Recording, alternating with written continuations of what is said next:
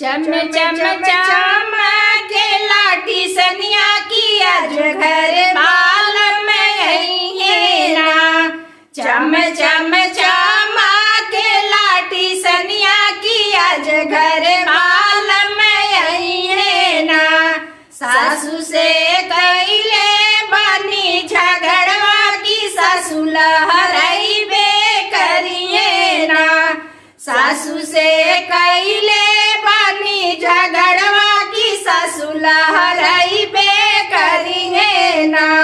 सैया मोर सोतिया न पूछले जन पर चुड़िया चलवले ना। सैया मोर बातिया न समझले जन पर चुड़िया चलवले ना।